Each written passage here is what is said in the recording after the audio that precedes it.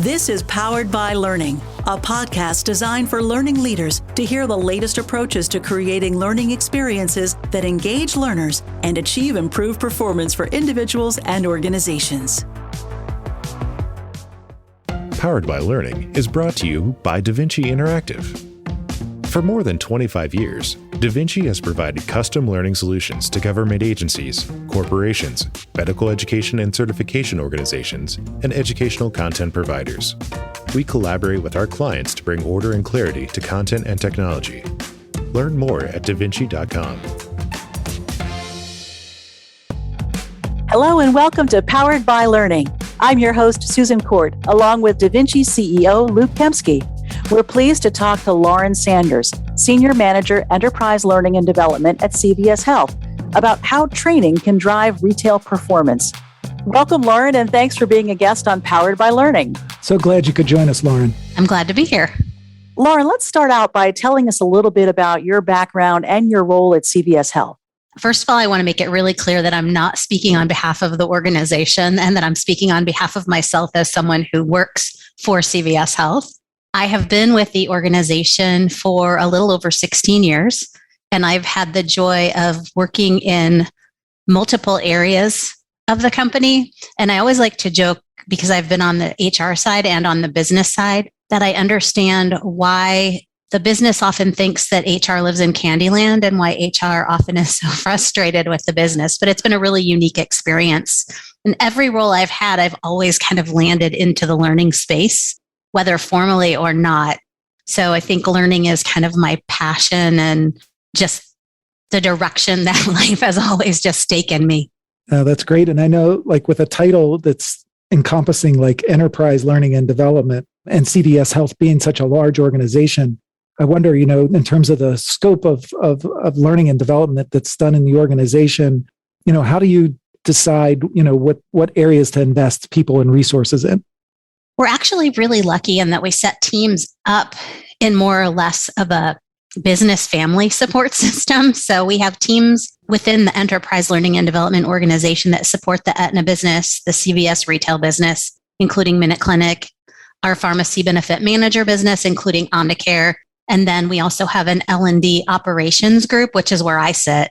Okay. And every group has program owners, workforce managers, instructor-led training designers and trainers. And then we have web-based designers and developers that sit within the world of operations. I'm part of the operations organization, and my team really focuses heavily on the measurement side of learning, as well as setting standards for design and delivery and the things that keep us driving towards being an industry benchmark. Wow, that makes sense. And I know that, most people think of CVS Health. We think of the drugstores that we see, so frequently all across the United States.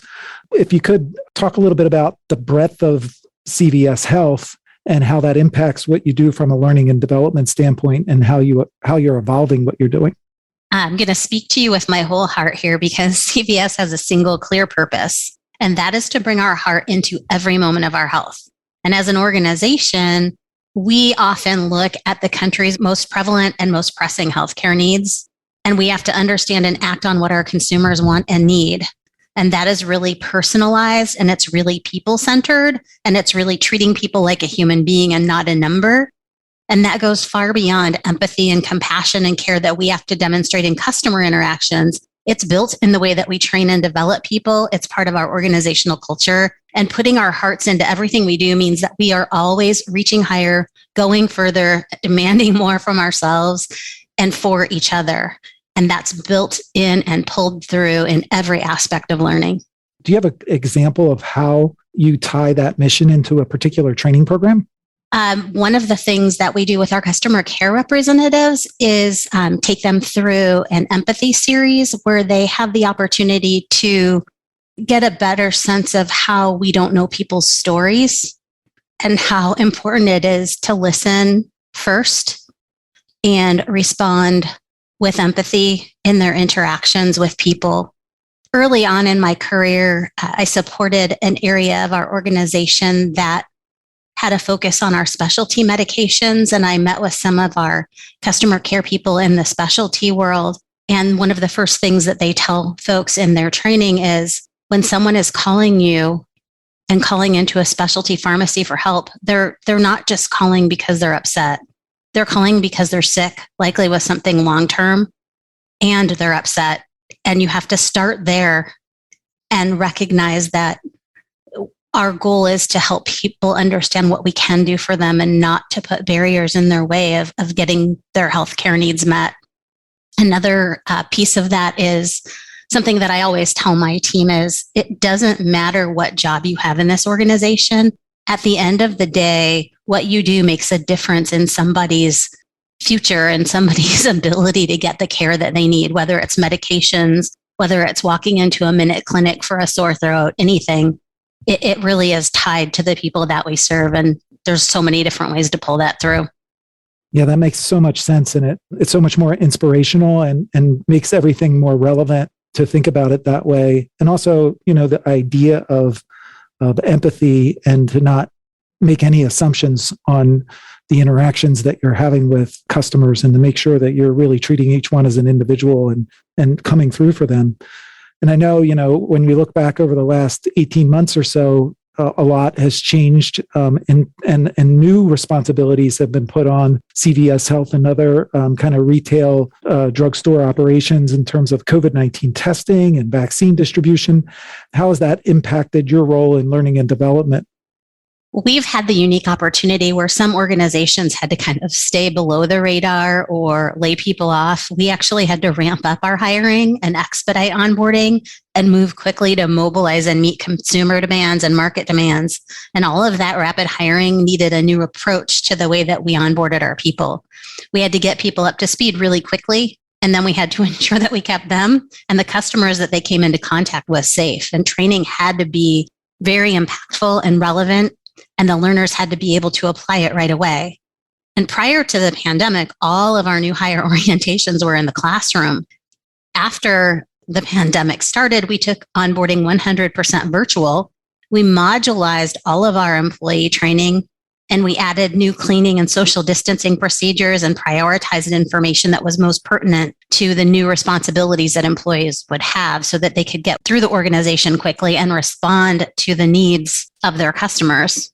Yeah, well, and I would imagine too that in addition to all of that onboarding, there was specific training around new store policies and procedures that had to happen at the store location as well, that might be unique to a particular layout or role that store might have. Yeah, that included how to put on PPE, how to take off PPE, how to administer a COVID test. In your areas of responsibility, you also, I would imagine, have to provide education to the store managers as well. What kind of impact and what kinds of learning experiences did you have to bring forward for them? We as an organization focus pretty heavily on following colleagues through their entire development continuum. So while it wasn't really doing anything different than we normally did, what is important is that we were continuing to support them in their ever-changing needs from a learning perspective. So they needed to make sure their employees stayed safe.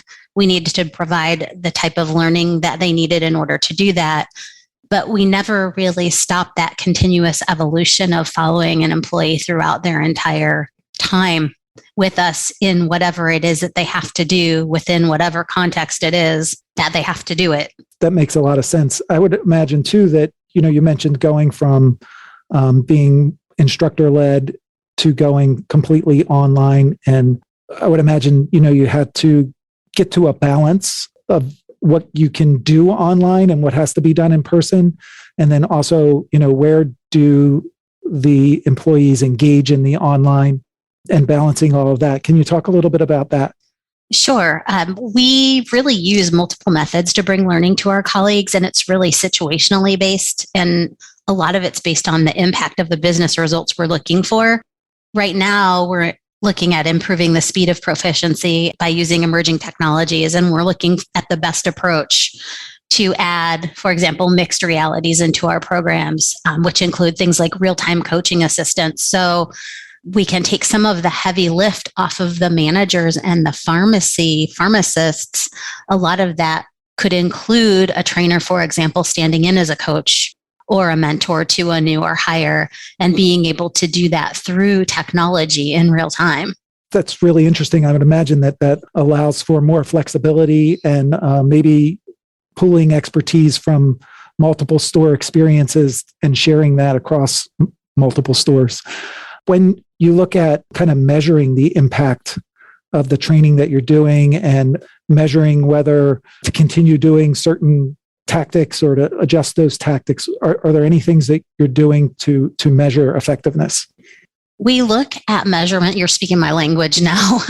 We look at measurement across the entire journey of the employee from the time they come into the organization throughout their tenure as they move from a new employee to a contributing member of a team to a top performer and beyond.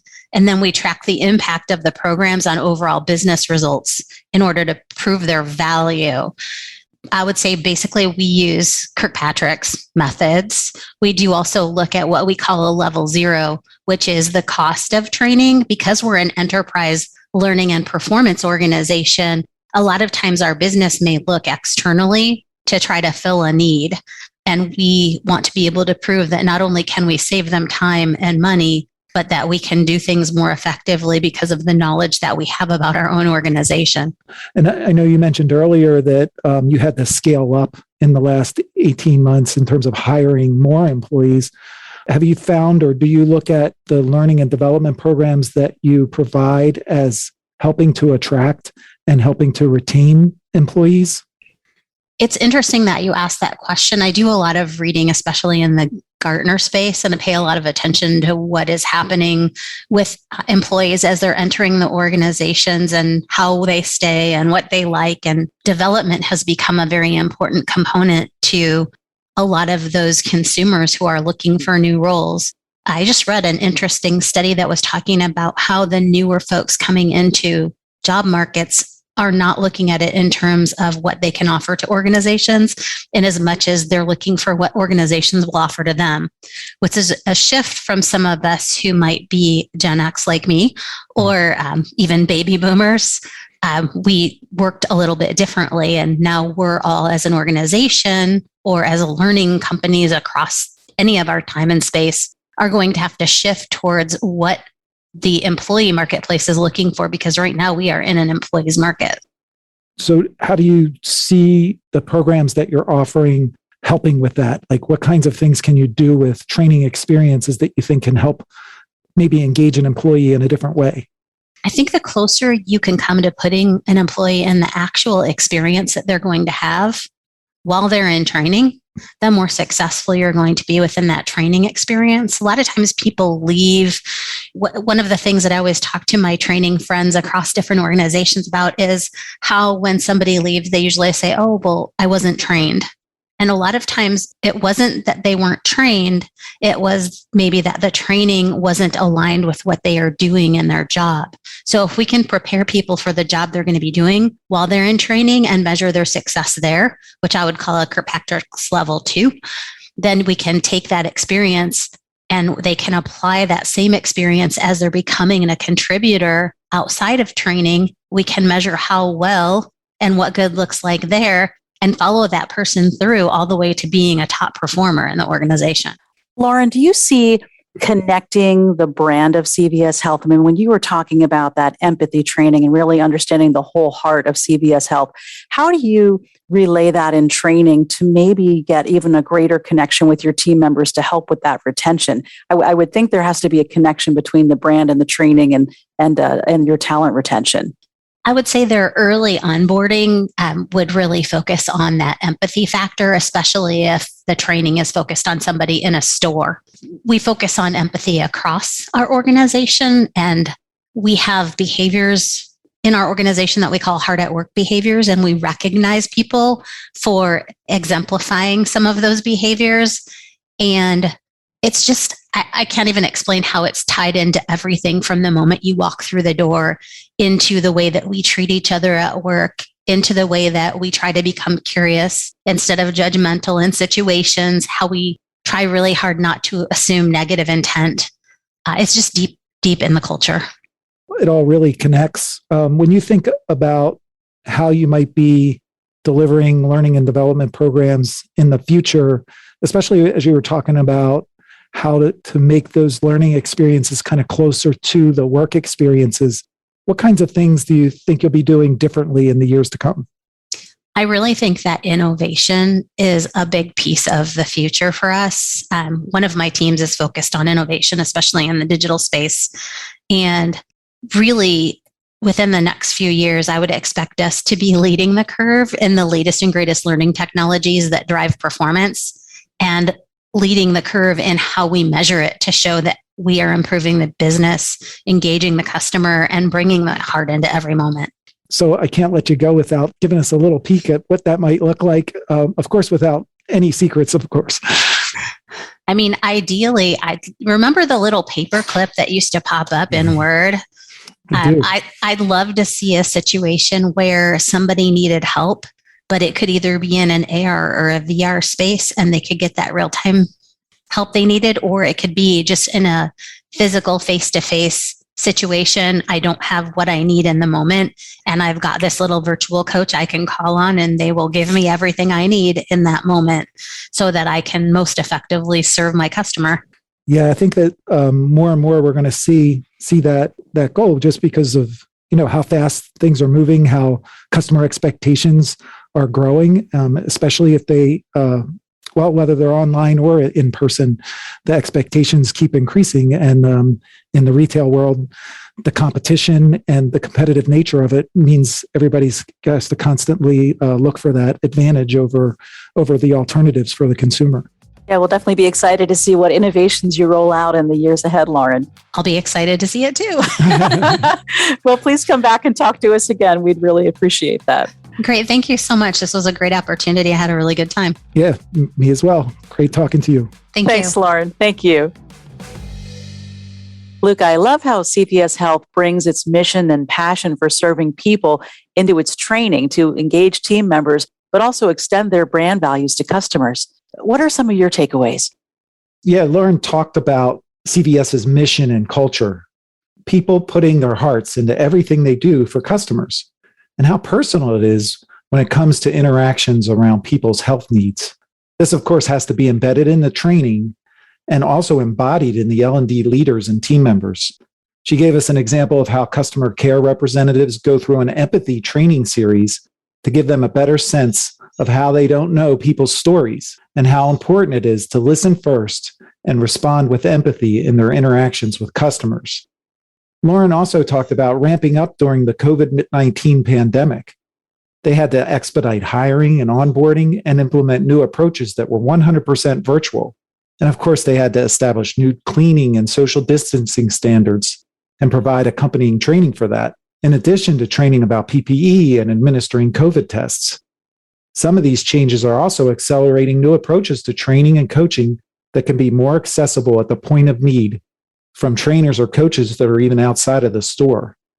She talked about how they correlate training with performance and measure it at different points in an employee's journey, from a new employee to a top performer.